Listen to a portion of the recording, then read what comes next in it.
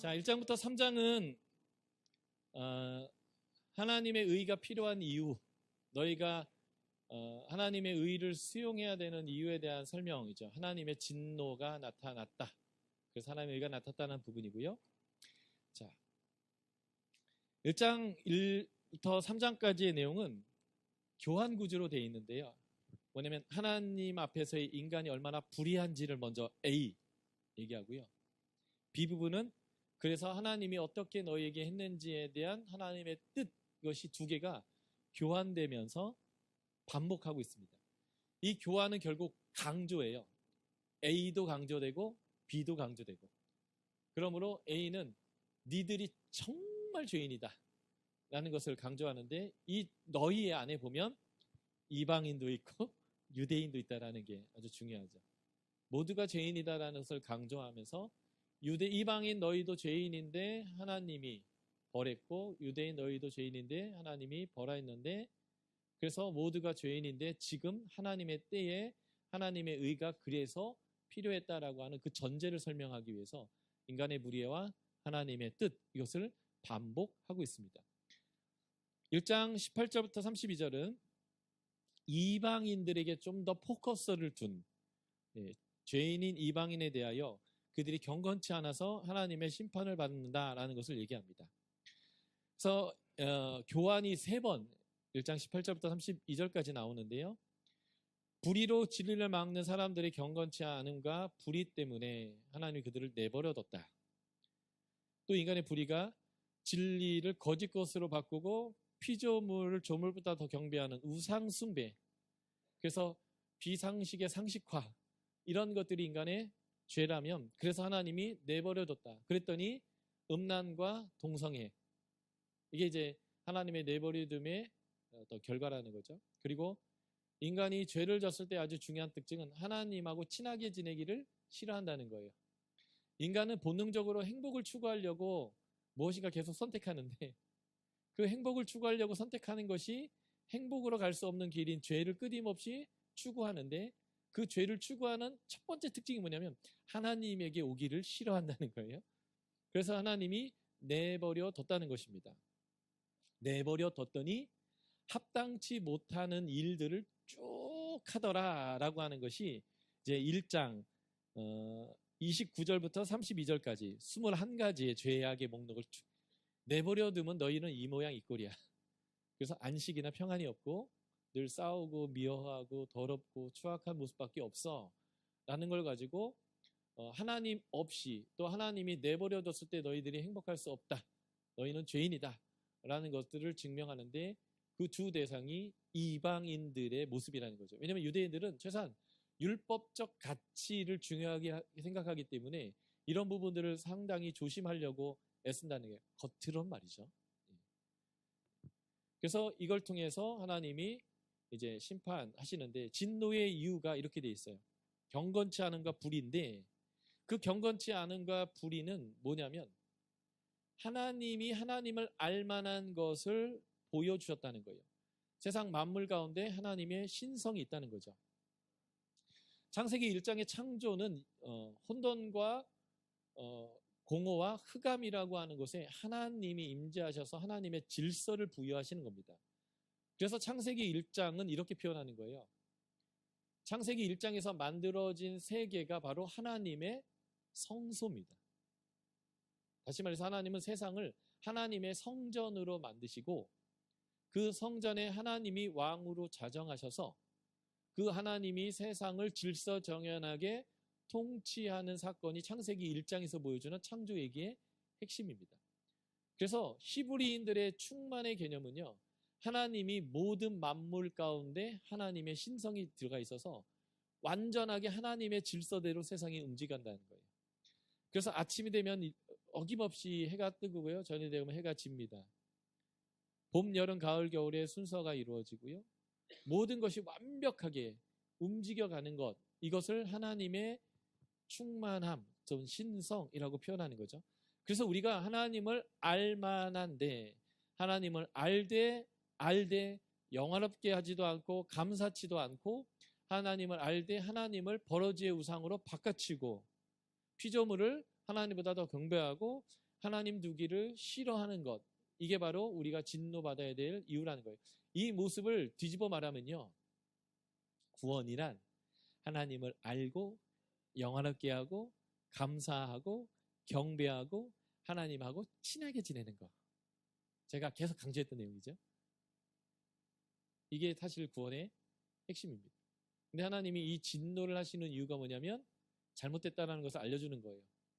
그리고 그 잘못됐다는 것을 알려주는 게 목적이 아니라 그래서 하나님의 의가 나타나서 잘못된 자를 의롭게, 하나님의 관계의 회복으로 이끌기 위한 하나님의 진노가 나타났다. 이런 흐름으로 지금 메시지를 주는 거죠. 그래서 내어버려 뒀더니, 이게 이제 하나님의 진노의 특징이에요.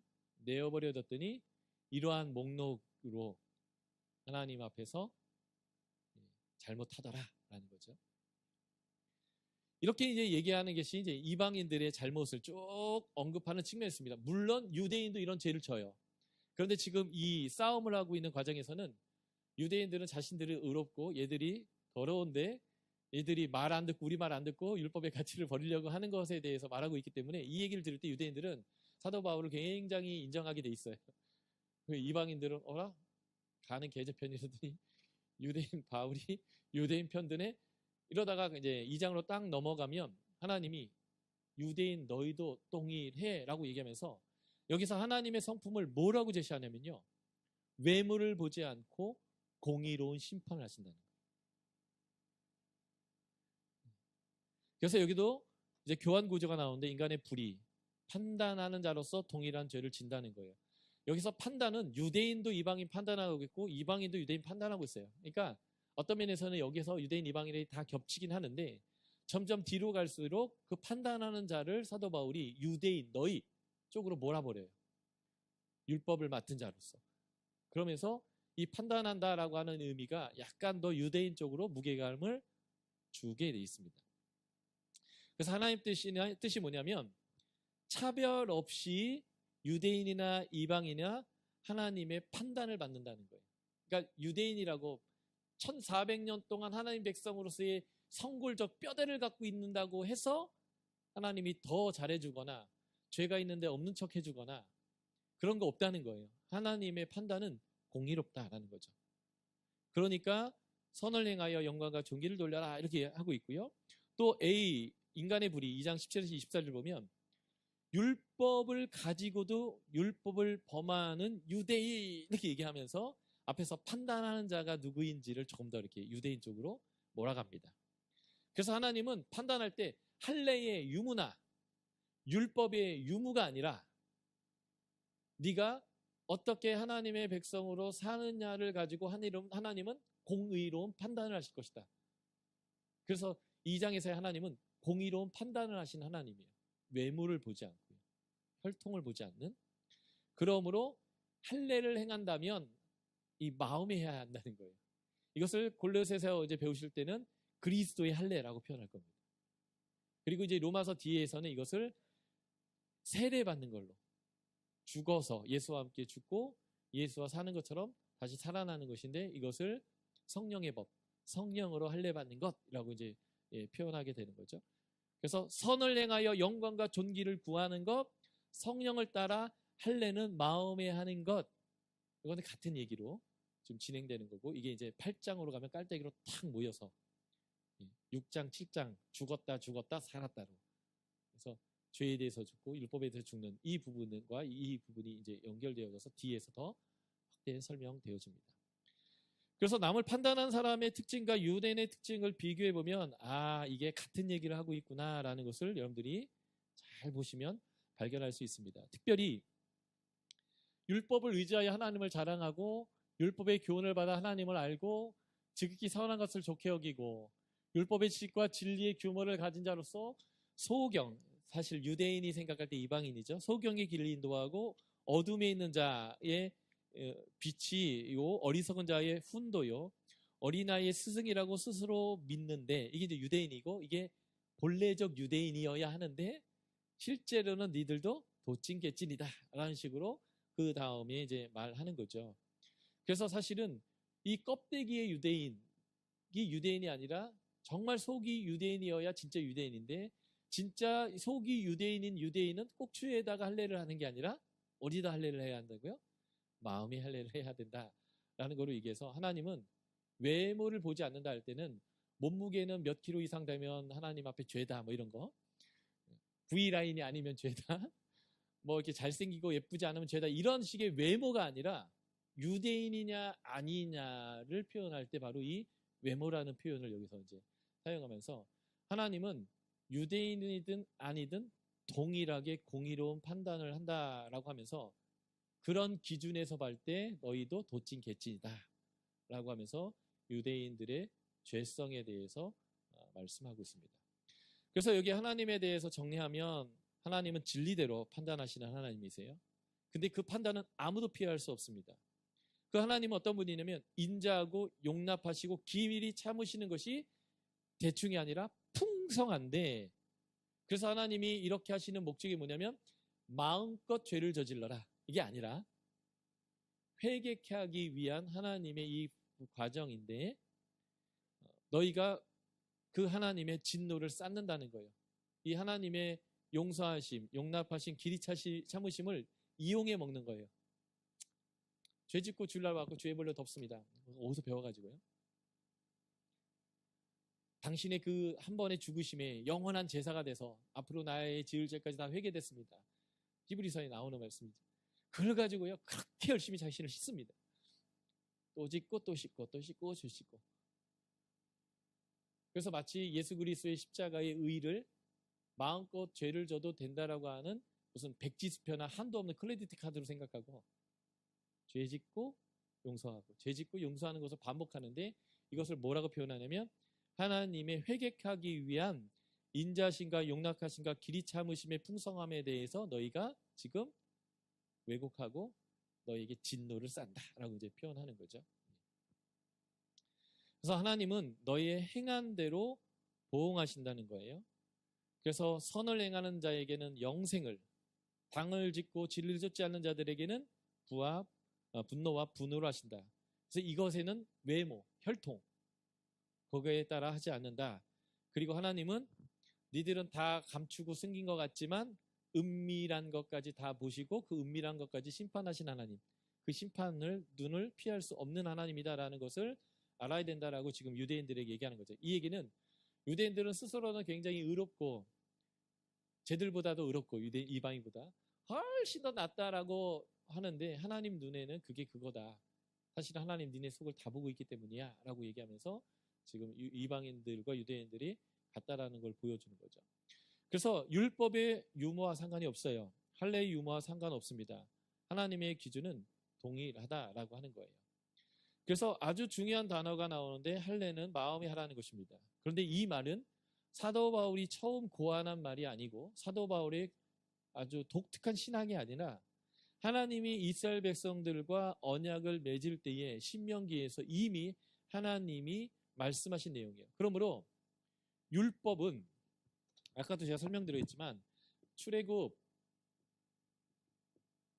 하나님의 구원을 받은 사람이 하나님을 체험한 사람이 하나님의 은혜를 체험한 사람이 공급하심을 우리를 위해서 싸워주심을 체험하신 그 사람들이 하나님의 강함을 체험한 사람들이 하나님과 언약을 맺을 때 나 하나님이 기뻐하는 것을 내가 기뻐하는 것을 결정합니다. 다시 말해서 당신이 내 주인입니다. 근데 이 율법에서는 왕으로 표현되는 거죠. 주인입니다 라는 거예요. 그래서 그 주인의 뜻대로 내가 살겠습니다라는 것을 스스로 마음에 새기기 위해서 내 몸에 표시를 하는 게 있는데 그게 바로 할례라는 겁니다. 그러니까 몸의 할례는 무엇을 목적으로 하냐면 마음의 할례를 위해서 이 몸의 할례를 하는 거예요. 지극히 인간을 위한 배려인 거죠. 예를 들면 이런 것입니다. 모세가 40년 동안 바로의 궁에서 왕자로 살았는데 이 이집트의 역사를 보면 그 모세를 건져서 왕자로 살게 했던 여인은 하셉투스라는 여인이에요. 이 하셉투스는 남편 사이에서 아들을 못 낳습니다. 근데 남편이 다른 여자에서 아들을 낳는데 남편이 일찍 죽었어요. 그래서 남편이 딴 여자에서 낳았던 아들이 아주 어릴 때 왕이 돼가지고요. 이 하셉투스가 섭정을 했습니다. 그 섭정 기간이 거의 20년이 넘어요. 그러니까 사실은 그 섭정의 기간 동안 모세가 자란 거예요. 그러니까 아마 모세가 10대 후반쯤 되었을 때 그 섭정을 시작해가지고요. 모세가 20대, 30대까지 소위 말해서 그 애굽의 1인자의 아들로 실제적인 1인자죠. 사실은 섭정을 당하고 있는 이 바로가 표면적으로는 겉으로는 1인자처럼 보이는데 실제 권력자는 하셉투스인데 하셉투스의 유일한 양자의 아들로 이 모세가 사는 거거든요. 그러니까 사실은 모세는 잘만 했으면 애굽의 바로가 될 수 있는 사람이었는데 하나님이 거기다가 세우려고 모세를 그렇게 한 게 아니어서 하나님이 이제 그를 불러서 이제 에집트에서 이 백성을 끌어내려고 한 거죠. 그러니까 이제 모세는 어떤 면에서 보면 40살쯤에 갑자기 돌변해가지고 내가 이렇게 하면 이스라엘 백성이 내가 하나님 보낸 줄 알리라 하면서 이제 이게 스데반의 설교에 나온 표현이죠. 사람 하나 때려 죽이거든요. 그리고 도망가게 되는데 이게 굉장히 석연치 않은 인 거예요. 아니 40년 동안 이집트 왕자로 살다가 왜 갑자기 이 사람이 사상이 전향됐을까? 또 하나는 이집트 지금으로부터 이제 3,500년 전에 이집트는 성문법이 없어요. 법이 글로 써 있는 게 없다는 겁니다. 이 말은 무슨 말이냐면 바로가 법이라는 거예요. 그래서 바로가 원하면 그게 법이 되는 세상인데 그 당시에 법을 집행하고 있는 1인자의 실제적인 아들이 사람 하나 때려 죽였다고 정치적 망명을 할 것인가? 이유가 고대에는요 왕이 사람 하나 때려 죽이는 거, 귀족이 사람 하나 때려 죽이는 거 우스운 거고요. 뭐 아무 일도 아니거든요. 왜 그러냐면 사실은 하셉투스가 권력을 잃어갈 때 이 섭정당하겠던 왕으로부터 정치적으로 축출당하는 사건이거든요. 그 축출당하는 사건쯤 돼서 이 사람이 갑자기 생각을 전향해서 나는 이집트의 바로가 될 사람이어서 애굽에서 이스라엘 백성을 구원할 날짜로 사람이 바뀌게 되는 이유가 뭐냐? 어떤 분들은 어머니 요게벳이 아기 때 암시를 걸어가지고 젖먹이는 동안만 같이 있었는데 4살까지 젖먹였는지 어쩐지 모르겠지만 너는 이집트 왕자가 아니라 뭐 이 유대인이야, 너는 유대인이야, 이 얘기를 했다고 해서 그 사람이 전향한 게 아니고요. 왜 그러냐면 할례 때문에 그런 거예요. 할례. 유대인들은 태어나면서 8일마다 할례 하거든요. 그래서 이 모세는요, 오줌 쌀 때, 옷 갈아입을 때, 목욕할 때마다 내 몸이 뭐라고 얘기하냐면 너는 유대인이야 라고 얘기합니다. 이 할례 때문에요. 바구니를 딱 주워서 이 공주가 이 아이를 딱 보고 유대인이네 히브리인이네 라고 한마디로 바로 얘기했거든요. 그 이유도 할례 때문에 그래요. 그러니까 이 모세는 40년 동안 갈등한 사람이에요. 몸은 유대인이라고 히브리인이라고 얘기하고 나는 에집트 왕자가 되고 싶고 나는 이집트 왕자야. 나는 이집트 바로가 될 거야. 나는 이집트 사람이야. 아무리 얘기해도 이렇게 보면 내 몸이 너는 히브리인이야 라고 얘기하는 거예요. 열받아서 자를 수도 없는 부위고요. 어떻게 할 수도 없는 부위예요. 바로 그 부위를 통해서 또 히브리인들이 만들어지고 또 그 히브리인 남자가 또 그 할례를 합니다. 이게 살해하는 언약이라고 출애굽기 창세기 17장에 나오는데요. 이게 바로 할례의 위대함이에요. 내가 누구인지를 부인할 수 없는 거예요. 내가 이집트 왕자로 40년을 살았고 이집트의 바로가 될 수 있는 위치에 있어도 내가 이집트 사람이 아니라 히브리인이라는 것을 부인할 수 없는 명확한 증거가 몸에 있어요. 근데 아까 말씀드린 대로 잘라낼 수가 없어요. 거기는. 어떻게 할 수가 없어요. 이게 바로 할례거든요. 그래서 이 할례를 통해서 내가 누구인지에 대한 정체성이 명확하게 하는 게 율법이에요. 그래서 할례는 원래 마음에 하는 거다라고 신명기에도 2번이나 나옵니다. 그리고 하나님이 이들을 심판하는 얘기를 할 때마다 이방인들은 할례를 받지 아니하고 유대인들은 마음의 할례를 받지 않았다 이렇게 표현을 해요. 그러니까 원래 처음부터 율법은 마음의 할례를 받아서 하나님을 주인 삼아 하나님이 기뻐하는 걸 기뻐하고 하나님이 싫어하는 것을 싫어해야 되는데 그게 뭔지를 가르치는 가이드예요. 행위를 요구하는 게 아니라 어떻게 하는 게 하나님 백성인지를 가르쳐준 내용들이. 아, 이렇게 하면 되는 거구나. 이게 하나님 기뻐하는 거구나. 라는 목록이지. 이렇게 안 하면 하나님 백성 아니야. 죽어. 막 이런 식의 윽박이 아니라 내가 이미 하나님 백성으로 살기로 결정한 사람들, 이미 하나님에 의해서 구원됐고 하나님 백성 되기로 결정한 그 믿음의 사람이 믿음으로 산다는 게 뭔지를 도대체 모르잖아요. 그거를 설명해 준 게 율법입니다. 그러므로 율법을 지키는 것 자체가 마음의 할례다라고 우리가 볼 수 있는 거죠. 그러니까 사도 바울은 새로운 사상을 얘기하는 게 아니라 원래 구원이란, 원래 하나님의 언약의 백성이란, 우리는 이제 새 언약인데 마음의 할례를 받아서 그분의 백성으로 살면서 그분이 주인 되어서 그분이 원하는 거, 기뻐하는 거, 그분이 먹으라는 거, 그분이 입으라는 거, 그분이 하라는 관계대로 사는 거다라는 것을 가르쳐주는 가르침입니다. 그래서 우리가 잘 알잖아요. 토라는 율법으로 번역하기보다는 가르침으로 번역하는 게 옳다라고 모든 구약학자가 한 사람도 틀림없이 다 그 얘기를 하거든요. 그러므로 율법은 행위를 요구하는 법이 아니라 어떻게 하나님의 백성으로서 그 하나님과 친하게 지내고 그 영생을 누릴 수 있는가라고에 대한 가르침인데요. 이런 것을 이제 마음의 할례로 원래 신명기부터 표현했고, 사도 바울은 그것을 다시 이 하나님의 의를 통해서 회복하는 것처럼 표현하면서 마음의 할례라고 얘기했습니다. 자, 그래서 1장, 2장에 보면 유대인과 이방을 비교해 보면 똑같아요. 하나님의 진노가 이방인에 되고 있고 하나님의 심판이 진리대로 그들이 피할 수 없습니다. 유대인, 이방인도 불의로 진리를 막는 사람들이 모두 경건치 않은 것이 있다면 유대인들도 그 판단하는 진리로 똑같이 하는 것을, 행하는 것을 볼 수 있습니다. 이방인이나 유대인이나 하나님의 신성과 능력을 알되 그대로 하기 싫어하고 하나님과 친하게 지내지 않았고요. 그래서 둘 다 징계되어져서 하나님의 보응을 받을 수밖에 없는 상태다라고 사도 바울이 증명하는 거죠. 그러므로 너희가 싸울 이유가 없어. 싸울 자격도 없어. 하나님의 의가 너희에게 반드시 필요해. 라는 것들을 이 두 개를 가지고 증명한 다음에 확정 도장을 박아버립니다. So, 그래서 therefore, 그러므로 모두 죄 아래 있다. 이 죄 아래 있는 자들이 율법의 행위로서는 이렇게 할 수 없고 오직 믿음, 이 하나님의 주인의 뜻을 수용하는 것 밖에는 답이 없다라고 얘기합니다. 그리고 다시 로마서 3장 1절부터 18장은 교환 구조로 되어 있는데 이 교환 구조가 질문과 대답의 구조로 되어 있습니다. 질문과 대답의 구조가 보여주는 핵심은 이거예요. 내가 하고 싶은 얘기를 스스로 질문을 던져놓고 거기에서 답을 하게 함을 통해서 이 사람들이 논리적으로 빠져나가지 못하고 그 질문과 답을 따라 끌려오면서 내가 하고 싶은 얘기를 이들이 정확히 인지하도록 지금 해 나가는 것이 이 질문과 대답 구조입니다.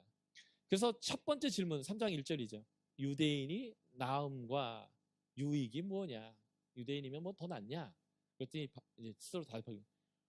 모든 면에서 훨씬 더 유대인이 나음이 있고 어드밴티지가 있고 유익이 있다. 원래는 하나님의 부르심을 받아서 하나님의 이 공의로운 법을 소유했으니까 말이죠. 그러면 그 범사의 유익이 많은 모든 면에서 every way, 모든 면에서 아주 많은 유익이 있는 그 사람들이 믿지 않았다면 어찌하리요? 그들이 그 믿지 않은 것 때문에 하나님의 미쁘심이 패하겠느냐? 여기 이제 언어 유의가 있어요. 믿음이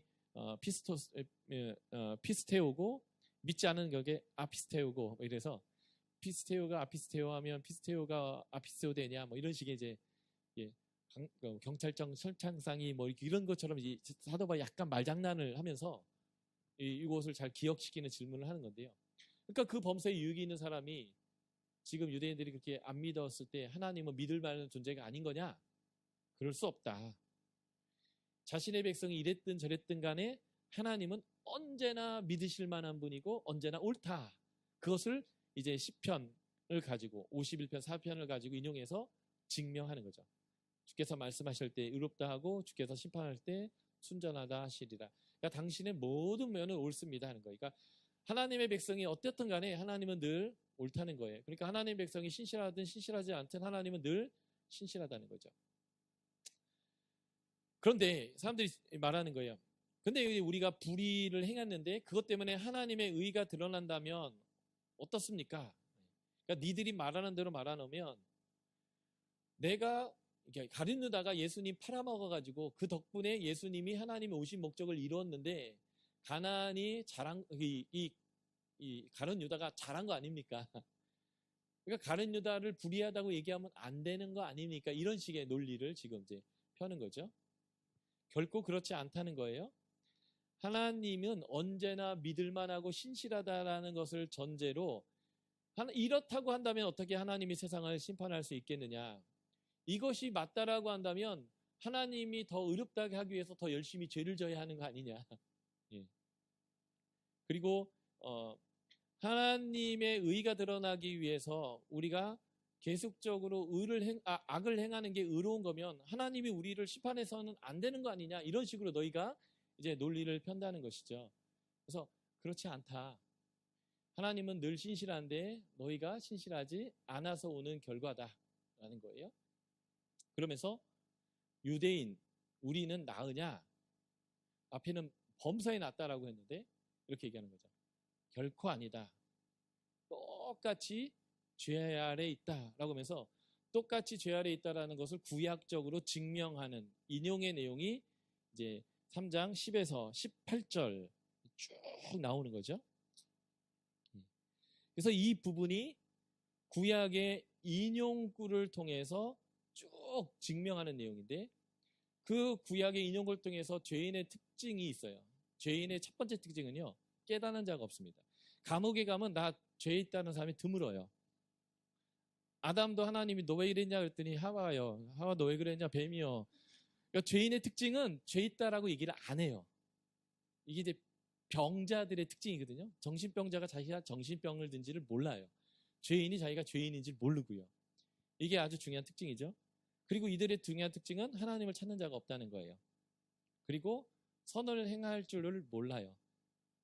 그리고 입만 열면 입에서 이제 무덤처럼 독이 막 하고 사람을 상하게 하고 죄 짓는 것에 신속하고 그 고생의 길이 있고 평강이 없고 하나님에 대한 두려움이 없는 거. 이게 죄인의 특징입니다. 이 특징 중에 한 두 가지만 겹치면 여러분들은 죄인이에요. 그러니까 이걸 뒤집어보면 의인은 어떤 사람이냐면 하나님 앞에서 내가 죄인인 것을 깨달을 줄 알면 여러분들은 의인입니다. 그리고 하나님을 찾고 예배하는 자리, 말씀을 공부하는 자리, 하나님과 동행하는 자리에 나올 줄 알고 하나님 앞에서 두려움으로, 경외함으로 죄 지는 일에 멀리하고 그 죄의 모양은 그 죄는 모양이라도 그 죄에 대한 발음은 아예 하지도 않는. 그래서 18이라는 숫자를 얘기할 때는 꼭 10하고 8 뭐 이런 식으로 얘기하는 일이 올해가 2018해죠. 그러니까 하여튼 뭐든 간에 이렇게 하는 것이 의인인데요. 이러한 죄인의 특징이 있죠. 바로 그래서 유대인이나 이방이나 모두 죄인이야. 열애가 없어. 여기로부터 출발되는 것이 기독교 영성의 핵심입니다. 그것을 모르는 사람들이 누구냐면 오래된 신앙인들. 거기다가 열심인 사람. 그래서 정말 하나님 보시기에 내가 스스로도 대견하고 칭찬 들을 만한 사람이다라고 하는 사람들이 점차 여기 로마서에 나오는 유대인들 같은 모습들을 보이게 됩니다. 그래서 우리가 끊임없이 우리가 가져야 될 태도가 있어요. 이건 굉장히 야누스적이고 이중적 태도인데요. 하나님 앞에서는 우리가 늘 죄인이라는 것을 인정해야 되고요. 반대로 사단 앞에서는 우리가 의인이다라는 것을 인정해야 합니다. 근데 이걸 거꾸로 해요. 사단이 계속 정죄를 하거든요. 왜냐면 사단은 귀신이기 때문에 귀신같이 잘 알아요. 그래서 우리 목사님도 모르고 아무도 모르는 죄에 대해서 와서 이렇게 꼭 찔러서 얘기합니다. 딱 집으면서 너 이거 했지 않냐. 그래서 귀신인 거죠. 그래서 사단은 정죄한 자예요. 참소하는 자고요. 그래서 사단이 나를 쫙 정죄할 때 우리가 뭐라고 하면 그렇지라고 인정합니다. 사단 앞에서는 뻔뻔해야 됩니다. 왜요? 주인의 뜻이 그것이기 때문에 그런데요. 주인이 나한테 얘기했거든요. 너 의롭다. 아니요, 저 죄인인데요. 그때 이런 걸 또 우겨요. 사단한테는 못하다가 주인이 의롭다라고 얘기하면 저 죄인인데요. 제가 어떻게 죄 안 짓고 사나요? 하나님 나한테 너무 무리한 요구하는 거 아니에요? 뒤집어서 하거든요. 하나님 앞에서는 제가 죄인입니다 해야 되고요. 사단 앞에서는 내 죄에 대해서 목록을 짜서 뭐 100장짜리 A4지 100장짜리 앞뒤로 빡빡하게 적어온다 한들 얘기해야 됩니다. 나는 의롭다. 네가 나한테 이것을 정죄할 이유가 없다. 라고 얘기해야 됩니다. 왜 그런지 아세요? 이렇게 표현하는 거예요. 내 주인이 괜찮다고 하는데 사단 네가 왜 지랄이냐. 이렇게 표현해줘요. 그게 믿음이거든요. 제가 믿음을 얘기했잖아요. 믿음은 주인이 그렇다는 것을 그냥 받아들이는 거거든요. 내가 생각해도 나는 나쁜 놈이거든요. 그런데 주님이 얘기하는 거예요. 내가 너를 의롭게 했다. 그러면 그걸 믿는 게 믿음이거든요. 근데 자꾸 사단이 말해주는 걸 믿어요. 그리고 주님이 말하면 안 믿어요. 아니 저 죄인인데 왜 아니라고 하세요? 죄 질 수 없다 라고 얘기해도 저는 죄를 질 수밖에 없는 사람인데 왜 못 진다고 얘기하세요? 이렇게 하고 사단이 와서 너 죄인이야 라고 하면 그렇지. 부인할 수 없지. 이렇게 나간다는 거예요. 그게 아니라 하나님 앞에서 내가 죄인이라는 것을 인정하는 영성. 이것이 이제 로마서에서 말하는 아주 중요한 출발점이고요. 그래서 싸우는 사람들에게 사도 바울이 이 얘기로부터 출발합니다. 네가 죄인인 것을 인정해야 한다는 것이죠. 그런데 예수 그리스도가 의로 이제는 나타나셔서 우리에게 그 의를 주셨는데 그게 믿음을 통해서 주어진 거고 그 의롭게 됨의 결과가 무엇인지를 수용해야 한다는 것이죠. 그게 3장 19절부터 5장까지예요. 여기서부터 여기까지죠. 3장 19절 더 45절은 하나님의 한 의가 나타났다. 1장 17절에 하나님의 의가 나타났다는 얘기가 여기로 쭉 연결돼서 실제 얘기하는 거죠. 옛날에 나타났던 하나님의 의가 있어요. 그것이 바로 율법입니다. 율법 아래 있는 자들에게 말했고 모든 사람이 죄인이라는 것을 심판 아래 있다라는 것을 증명하는 것이 율법이었어요.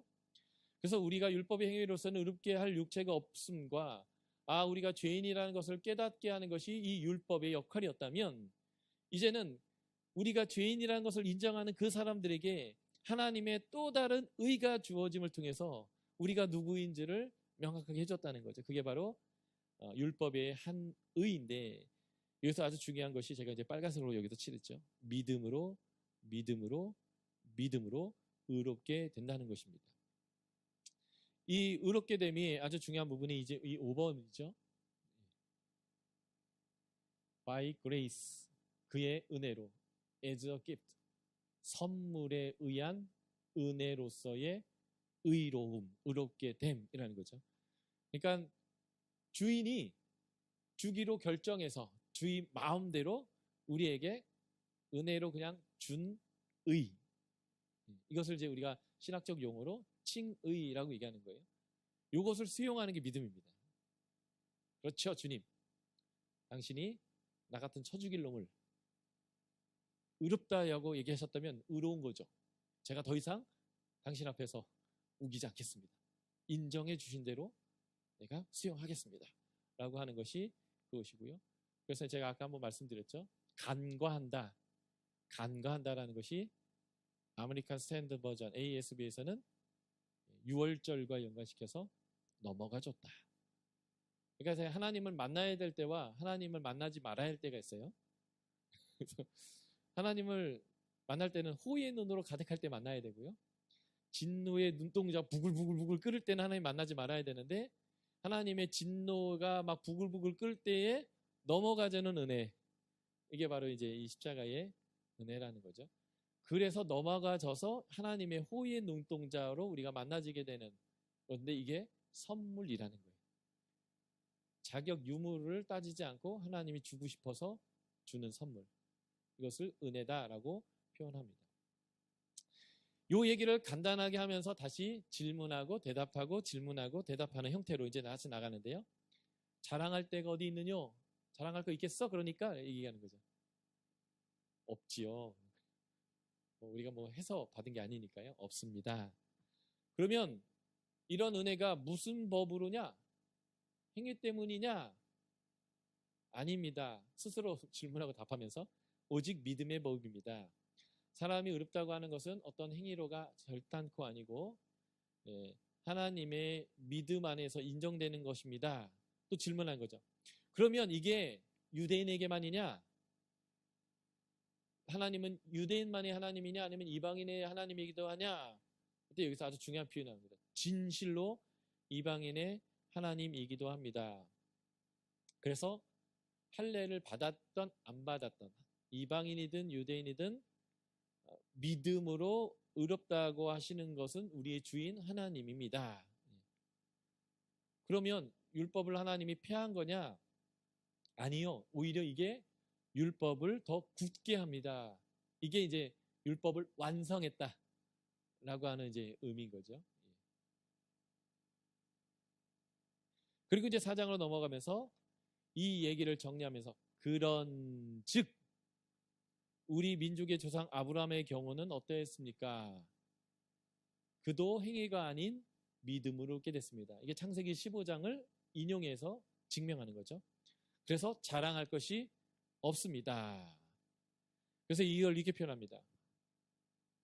행위가 아니라 믿음으로 은혜로 이 복을 받았습니다 하면서 다시 구약을 인용해 오는 거죠. 시편 32편 1절이요. 한 것 없는데 하나님이 의롭다라고 여겨주는 게 복입니다 라는 이제 시편 32편 1절을 인용하면서 이것을 증명합니다. 그러면서 다시 질문하죠. 그런즉 이 행복, 이 복, 이 의롭게 됨이 할례자에게 주어지는 거냐 무할례에게 주어지는 거냐. 근데 아브라함은 의로 여겼다라는 것을 창세기 15장으로 얘기하고 그러니까 언제 그랬냐고. 아브라함이 할례를 받았을 때 의롭다고 했냐 안 받았을 때 믿음으로 의롭다고 했냐라고 이제 다시 질문하는 거예요. 그럴 때 할례시가 아니라 무할례시입니다. 창세기 15장에 믿음이 의로 여겼다는 때는 할례를 받지 않았다는 거죠. 2장 후인 17장에 할례를 받았어요. 그러니까 사실은 할례 받지 않았던 이방인이었던 아브라함은 믿음으로 의롭게 됐고 그 믿음을 하나님이 인증하셨던 표로서 할례를 주셨다. 그래서 아브라함은 따지자고 보면 이방인의 조상이 먼저 됐고 유대인의 조상이 그 다음에 됐다는 거예요. 이 말은 큰 뜻은 이런 거예요. 아브라함은 유대인과 이방인 모두의 조상이다. 근데 이 부분을 굳이 따지는 이유가 뭐냐면 지금 높아져 있고 교만해져 있는 유대인들을 좀 한테 탁 까가지고 낮추려고 하기 때문에 사도 바울이 할례시냐 무할례시냐 따지면서 굳이 따지면 이방인의 조상이 먼저 된 것이라는 식의 표현으로 이제 언급하는 거죠. 그러니까 유대인들은 우리가 더 낫다라고 생각하고 우리가 더 경건하다. 그래서 뼈부터 하나님 백성인 우리 1400년 동안 뼈 깊숙이 하나님 백성이었던 우리의 지도를 따르고 우리의 말을 따라야 된다라고 하는 이 논리를 한순간에 그냥 무너뜨려 버리는 거죠. 아브라함은 이방인의 조상이 먼저였는데 그리고 이방인의 조상이기도 한데 그러니까 자신들이 하나님 앞에 율법을 받아서 제가 이제 여기 계산했던 BC 1400년부터 AD 1세기까지의 이 아브라함에부터 이 믿음보다 2000년대부터 지금까지 이방인들도 하나님의 백성이었는데 라는 식의 이제 논리를 이제 펴면서 이방인들의 유대인들의 그 교만함을 낮추는 것이죠. 그래서 이 질문과 대답을 통해서 우리가 알 수 있는 걸 정리해 보면 행위가 아닌 믿음으로 얻게 되는 것, 그 은혜, 행복 또는 의롭게 되는 것은 할례나 무할례와 아무 상관이 없는 것. 하나님의 심판도 할례냐 무할례냐 상관없었어요. 율법이 있느냐 없느냐에도 상관없었어요. 뿐만 아니라 하나님의 은혜도 할례냐 무할례냐와 아무 상관이 없다라는 거예요. 아브라함이 무할례 때 믿음을 얻게 되었고 그 믿음을 인증하는 인침으로써 할례를 받았다라는 것. 그래서 아브라함은 이게 제일 중요한 거예요. 사실은 유대인과 이방인 모두의 조상이다. 이걸 기본으로 깔면서 유대인의 교만을 한번 탁 목을 쳐가지고 낮추는 이런 모습을 이제 보여주는 거죠. 그래서 우리는 성경 전체에서 창세기 12장 하나님이 아브라함을 부르셔서 가나안에 집어넣으시고 거기에서 하나님이 아브라함을 그 땅을 주겠다 하시고 큰 민족 되게 하시고 복의 근원 되겠다라고 하는 이 아브라함과 맺은 언약의 이 부분이 성경 전체의 본론의 시작점이에요. 그래서 하나님이 창세기 12장부터 이 구원을 시작하시는데 이 구원의 전략이 뭐냐면 하나님의 백성인 인간이 노아의 홍수를 통해서 새롭게 하나님이 창조해 주시고 셈, 함, 야벳을 통해서 신인류를 만들어 주셔서 복된 삶을 살게 했더니 한마음 한뜻 돼가지고 하나님을 대적하는 일을 했어요. 이게 바벨탑 사건이거든요. 이게 말이 통하니까 이게 하나 돼갖고 죄 지는데 빠른 거예요. 그래서 하나님이 이들의 언어를 다 나눠서 한마음 한뜻 돼서 죄 지는 일을 할 수 없도록 하는 벌을 내렸어요. 이게 사실 벌 같지만 은혜예요.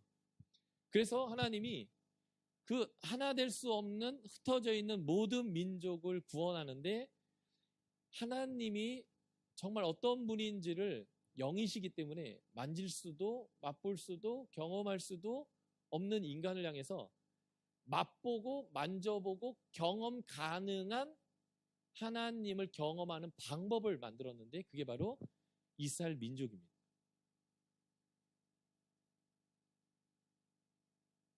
그래서 이 이스라엘 백성하고 관계를 하면 이 백성이 누리는 복을 통해서 하나님을 믿고 하나님의 백성이 되는 게 엄청나게 복된 거구나라는 것을 체험하고 경험함을 통해서 하나님 백성 되게 하는 전략을 썼습니다. 그러다 보니까 아브라함을 택해서 이스라엘을 선택하는 전략을 사용한 거죠. 근데 사실은 아브라함을 선택하는 그 순간 모든 열방을 선택한 건데 그 모든 열방이 하나님 백성 되게 하기 위한 전략으로서 할례를 주시고 이스라엘 백성을 선택했다는 거예요.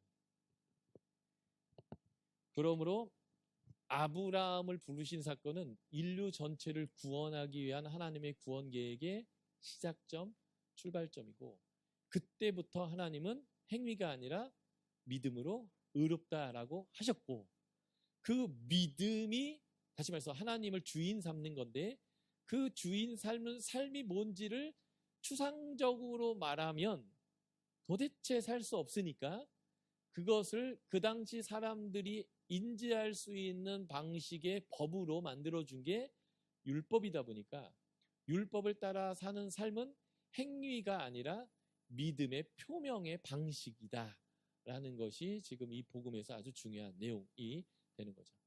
그래서 아브라함을 부르신 사건은 유대인 이방인 모두를 하나님이 부르신 거다. 이게 이제 하나님의 의가 나타났다라고 하는 아주 중요한 내용이고요. 자, 우리가 4장 5절부터 8절까지를 한번 같이 읽어보겠습니다. 이거까지 하면 우리가 점령 먹으면 될 것 같아요. 4장 5절에서 8절 우리가 좀 한 목소리를 읽겠습니다. 준비되셨습니까? 로마서 4장 5에서 8절. 자, 한 목소리 읽겠습니다. 시작.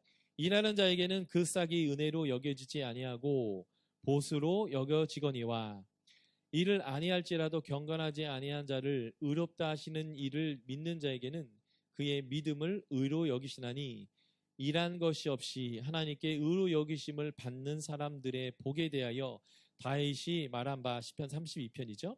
불법이 사함을 받고 죄가 가려짐을 받는 사람들이 복이 있고 주께서 그 죄를 인정하지 아니하실 사람은 복이 있도다 함과 같으니라. 아멘. 그러므로 믿음이 뭐냐? 이 로마서에서 좁혀진 믿음은 뭐냐? 경건치 않은데 의롭다 하는 거. 이거 믿어지지 않잖아요? 근데 하나님이 주인이어서 그렇다라고 하는 것을 받아들이는 게 믿음이라는 거예요. 도대체 나는 경건치 않고 도대체 나는 의롭지 않은데 주님이 너 경건해, 너 의로워 라고 하나님이 말씀하시면 묻지도 따지지 않고 주님 그렇다면 그런 것입니다 라고 수용하는 거죠. 그걸 수용한 것에 대한 태도를 사단에게는 확실히 보여줘야 되는 거예요. 그래서 사단이 뭐라고 하든 간에 주인이 괜찮다고 하니까 넌 지랄 그만하고 떠나라 라고 명확하게 사단에게는 욕을 좀 해줘야 되거든요. 명확하게 해줘야 되는 것이 믿음이다. 그래서 믿음은 의롭지 않은데 하나님이 의롭다고 해주는 것을 수용하는 것. 그것을 은혜라고 표현하는 건데 그 믿음을 의로 여기는 것이란 것 없이 불법을 사함받는 것, 죄가 가리워지는 것, 주께서 죄를 인정하지 않음을 받는 것. 이게 이제 은혜라는 거예요. 자격 없는데 자격이 주어진 것. 그것 자체를 수용할 줄 아는 것. 이게 믿음과 은혜다라고 하는 거고요. 이게 명확해지면 남을 정죄를 못해요. 왜냐면 내가 확실하게 똥 묻은 개이기 때문에 죄 묻은 개에 대해서 그렇게 뭐라고 얘기할 수 없는 거죠. 또 하나는 내가 똥 묻은 개인데 하나님이 주인이 괜찮다. 나 너 깨끗하게 하겠다. 너 깨끗하다라고 얘기해서 그거를 수용했잖아요. 용납됐잖아요. 그렇다면 저쪽 똥 묻은 개도 하나님이 용납하셨는데 주인이 괜찮다는데 내가 안 괜찮다고 막 뭐라고 하는 것은 지금 뭐 하는 거예요? 사단이 하던 짓거리를 지금 내가 하는 거예요. 주인이 그 사람 괜찮다고 얘기했는데 주인이 아닌 내가 주인 노릇하면서 잘못했다고 자꾸 정죄하는 거예요. 그러니까 목사님들이 죄니까 회개하라고 얘기하는 건 다른 개념이죠. 그죠? 마치 무시하고 내가 더 높은 자로서 정죄하고 난 의로운데 너는 죄인이야 라고 하는 그런 태도요. 그래서 사람들을 정죄하는 것.